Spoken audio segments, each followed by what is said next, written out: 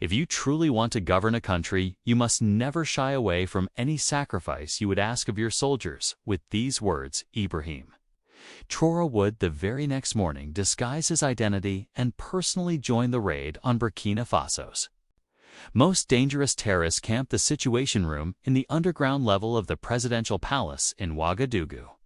Fell silent as Ibrahim Traoré studied the satellite images spread before him. The president of Burkina Faso, still in his mid-30s, had the intense focus of someone who had spent most of his adult life in military operations. "How many civilians are being held?"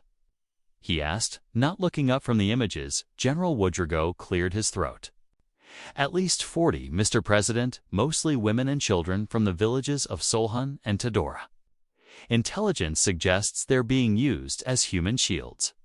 The terrorist camp lay in a remote area of northern Burkina Faso, near the Mali border. For years it had been a staging ground for attacks on villages, military outposts, and mining operations. 3 previous attempts to neutralize it had failed, resulting in significant military casualties and no decisive victory. Defense Minister Kabori spoke. "Next to camp is well defended, sir.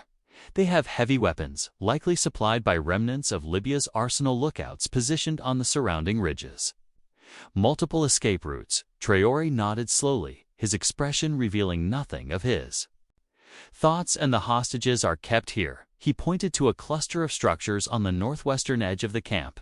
"Yes, sir, according to our intelligence." Traoré straightened, making eye contact with each of the 6 military leaders gathered in the room. These were his most trusted commanders, veterans who had fought alongside him before he became president. "I've made a decision," he said, his voice calm but firm. "Operation Desert Hawk will proceed tomorrow at 0200 hours. Special Forces Team Alpha will lead the insertion. The primary objective remains the same: secure the hostages, then neutralize the camp." The commanders nodded. This was expected. What Traoré said next was not, "I will personally accompany Team Alpha." The silence that followed was absolute. Then all at once voices erupted. "Mr. President, that's impossible. The risk is unacceptable. Security protocols expressly forbid." Traoré raised his hand and the protests immediately ceased. "My decision is final. I will not ask our forces to undertake risks I am unwilling to share. This operation is too important to delegate entirely.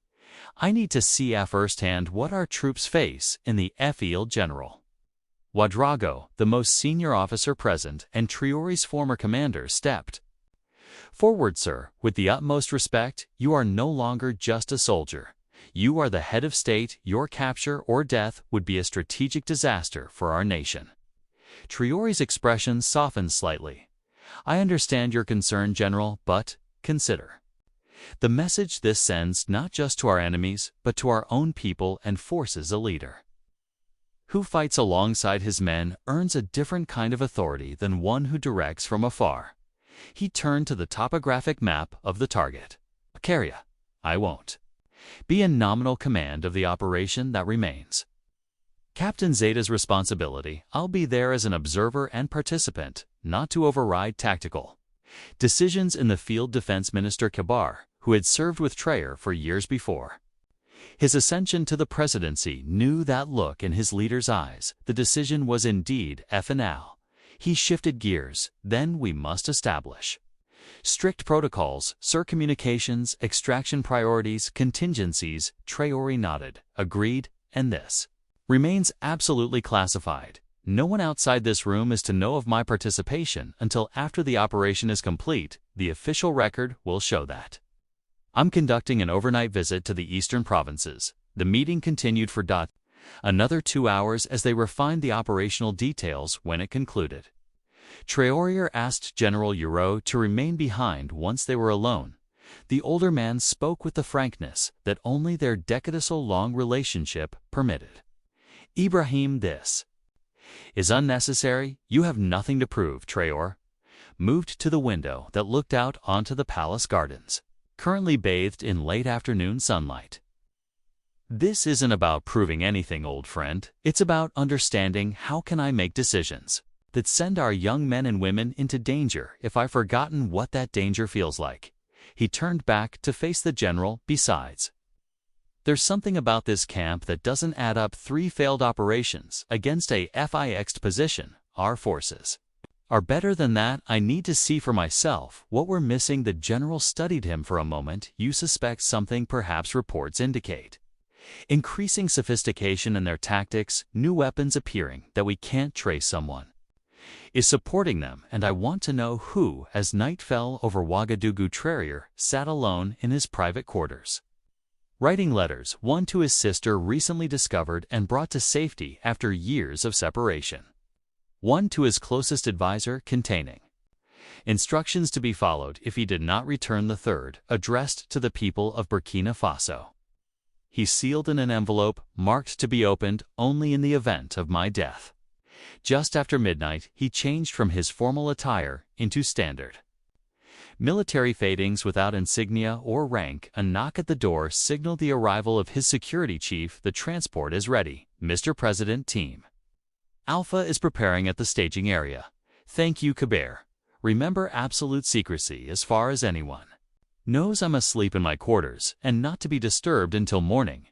The journey to the northern military base was made in a nondescript vehicle with darkened windows, no presidential motorcade, no formal protocols. Upon arrival, Traoré was immediately escorted to a secure hangar where 24 members of Special Forces Team Alpha were conducting final equipment checks. Captain Zeta, the team commander, approached and offered a crisp salute. Mr. President, while I respect your decision, I must formally state my objection to your participation in this mission. Traoré returned the salute. Objection noted.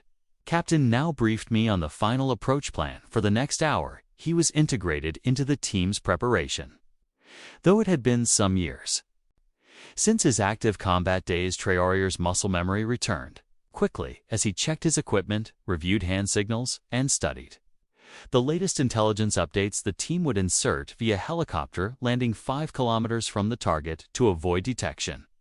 From there, they would proceed on foot through rough terrain, approaching the camp from the east, where the rocky landscape provided the best cover. At 01300 hours, the team boarded 2 Blackhawk helicopters as the aircraft lifted off into the night sky. Traoré felt a familiar sensation, the focused calm that precedes combat around him. The Special Forces operators maintained professional silence, though he could sense their mixture of pride and concern at having their president among their ranks. The flight was kept low to avoid radar detection.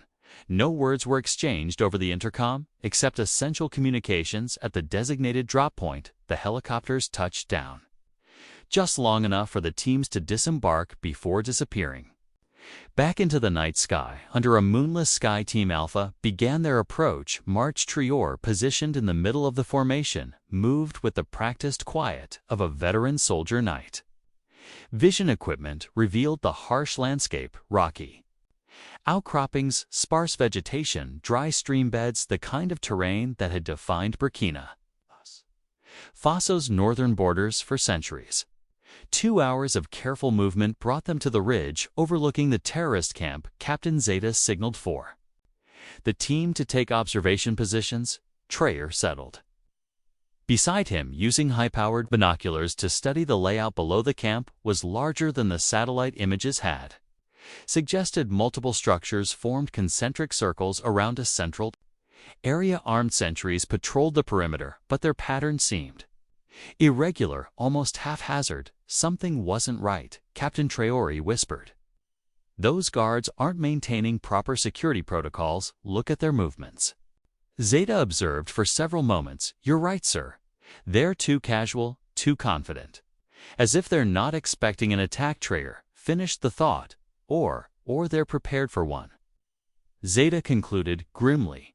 Traoré felt a chill that had nothing to do with the pre-dawn desert air. Change of plans. I want thermal scanning of the entire perimeter and send 2 men to check that ridge to the north.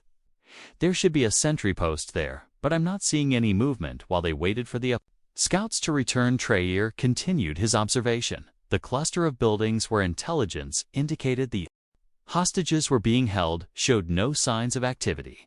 No guards, no movement, no light. When the scouts returned 20 minutes later, Their report confirmed his suspicion.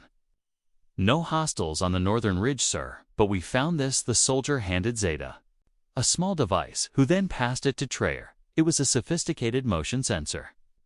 European manufacturer, not the kind of equipment typical terrorist groups in the region had access to.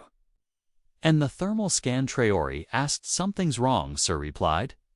"The team's technology specialist, I'm getting cold spots where there should be heat signatures.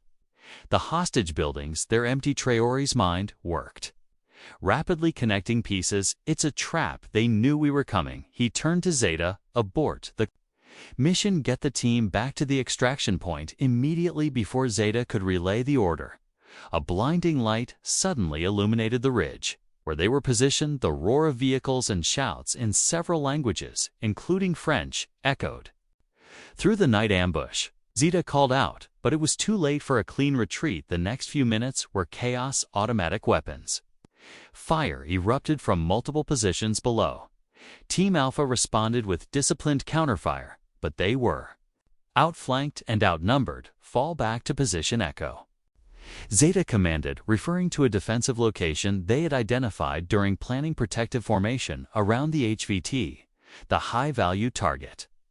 Traoré. As the team began their tactical withdrawal, Traoré found himself at the center of a moving perimeter of special forces operators. His combat training kicked in automatically. Move low, move fast, return fire only when necessary to conserve ammunition. They had covered perhaps 200 meters when an explosion rocked the ground ahead of them.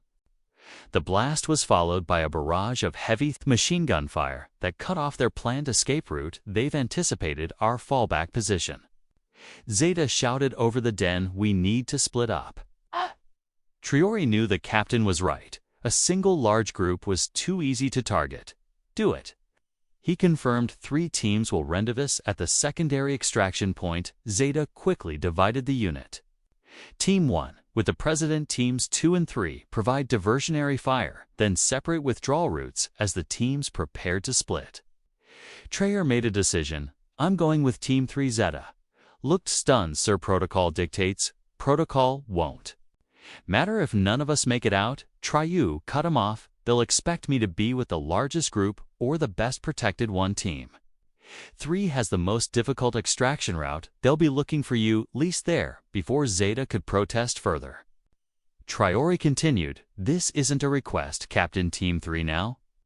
Minutes later, Traoré was moving through the rocky terrain with just 5 operators. The sounds of intense firefights echoed from where Teams 1 and 2 were creating the diversion. The ruse seemed to be working. No pursuit had yet materialized behind them. The team leader, Lieutenant Sankara, led them through a dry stream bed that offered cover from both sight and fire. They moved in silence, communicating only through hand signals. Traoré kept pace, his breathing controlled despite the exertion and tension. After nearly an hour of evasive movement, they reached a small cave that had been identified in pre-em mission planning as a potential safe house. Lieutenant Sankara posted 2 men as lookouts while the rest of them took refuge inside. Status report. Traoré requested. Once they had established temporary security, Teams 1 and 2 have both reported successful disengagement. Sankara informed him after checking his secured communications device. They're proceeding to separate rally points to casualties reported, 1 minor, 1 serious, but stable, and the hostages. Any confirmation? Sankara's expression darkened. Negative, sir. Captain Zeta conducted a remote thermal scan of the entire camp during withdrawal. No civilian heat signatures detected. It appears the hostage situation was fabricated to lure us. Traoré absorbed this information with a grim nod. His suspicion had been correct.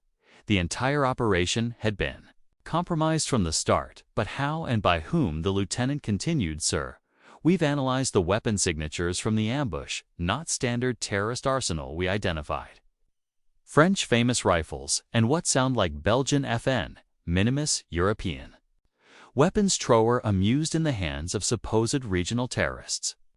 Interesting. He moved to the mouth of the cave, peering out at the lightning horizon. Dawn was approaching. "Did you get visual confirmation of any of the attackers?" "Yes, sir. Mixed. Group local fighters, but also several Caucasian individuals, military bearing, not contractors. The pieces were falling into place. Special Forces French, most likely possibly with Belgian support. He turned back to Sankara. This wasn't a terrorist trap, this was a state-sponsored operation. The realization hung heavy in the air.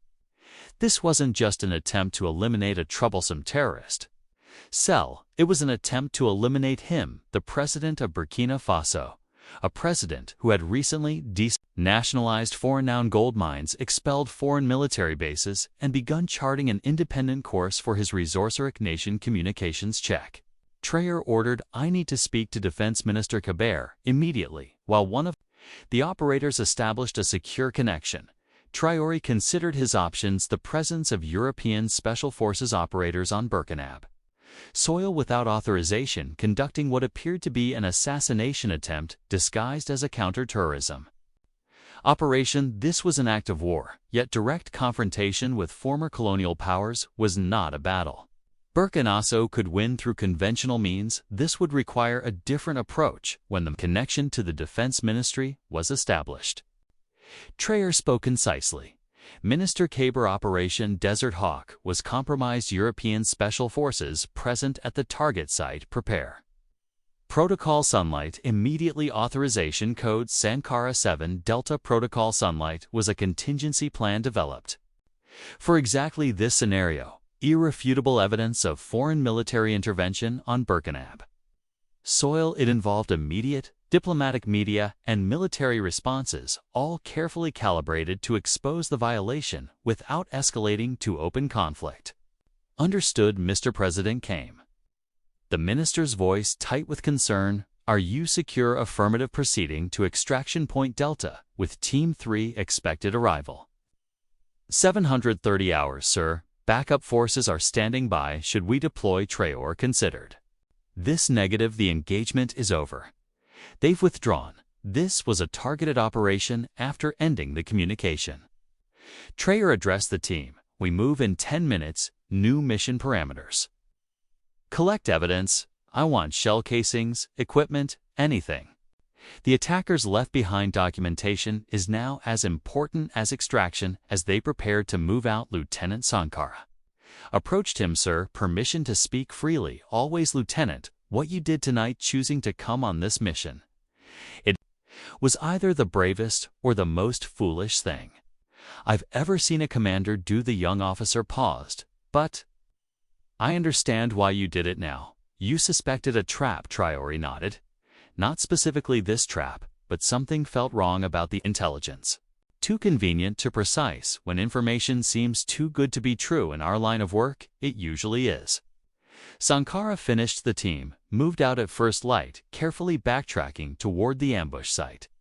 The attackers had withdrawn as Traoré had predicted. They collected spent shell casings, abandoned equipment, and most valuably clear bootprints that matched NATO standard military issue. By mid-morning, they had reached the extraction point where a helicopter waited to return them to Ouagadougou. As they lifted off, Traoré looked down at the harsh landscape below, thinking of the centuries of foreign intervention that had shaped his country's history. Today was supposed to have been another chapter in that long story: the elimination of a troublesome African leader who dared to reclaim his nation's resources. Instead, it would become a turning point back in the capital. Traoré wasted no time, still in his dust-covered combat fatigues. He convened an emergency meeting of his Security Council. The evidence collected was laid out before them: French and Belgian ammunition, communications equipment, photographs of bootprints with NATO treads. This was not a terrorist camp. Traoré explained to his assembled ministers and generals it was a killing box designed specifically to eliminate our Special Forces team and believe me personally, Defense Minister Kabor reported on the implementation of Protocol Sunlight. Foreign media has been alerted. Our evidence is being transmitted to the African Union Echoes and the UN Security Council. The French ambassador has been summoned to explain his government's actions and the public announcement. Traoré asked. "Prepared as directed, sir. Awaiting your approval to broadcast." Traoré nodded. "Schedule it for 1800. Hours prime viewing time. I want every citizen of Burkina Faso to understand exactly what happened today, that evening, still bearing the dust and fatigue of combat. Ibrahim Traoré addressed his nation. He stood not behind a desk in formal attire, but in his military fatigues, the reality of his overnight mission evident in every aspect of his appearance. People of Burkina Faso. He began, his voice steady despite his exhaustion. Last night, I joined our special forces on what we believed was a mission to rescue hostages from a terrorist camp. What we discovered instead was a carefully laid trap, not by terrorists, but by foreign special forces operating illegally on our soil. He held up one of the shell casings recovered from the ambush site. This is a 5.56 millimeters round manufactured in Belgium, fired from a weapon that our regional terrorist groups do not possess. We recovered dozens like it, along with other evidence that definitively proves European military presence at this supposed terrorist location. The camera pulled back to show a table covered with the collected evidence methodically arranged. Let me be absolutely clear, Traoré continued, his voice taking on an edge of controlled anger. This was an assassination attempt thinly disguised as a counter-terrorism operation. The target was not just your president, but Burkina Faso's sovereignty itself. He paused, letting the gravity of his words sink in. Since our government reclaimed our gold mines from foreign control, since we began charting an independent course for our nation's resources, certain powers have viewed us as a threat to their continued exploitation of African wealth. Last night they attempted to solve this problem permanently. Images appeared on the screen behind him, satellite photos showing the camp before and after, evidence of sophisticated equipment inconsistent with terrorist capabilities, maps indicating the strategic positioning of the ambush forces. They failed, Traoré stated simply, and in failing, they have exposed themselves today. We have lodged formal protests with the United Nations. We have presented our evidence to the African Union, and most importantly, we are sharing the truth with you, the people of Burkina Faso. He leaned forward slightly, his gaze intensifying to those foreign powers who believe they can still determine African leadership through assassination and intervention. I say this, those days are over. The resources of Burkina Faso belong to the people of Burkina Faso. Our sovereignty is not negotiable.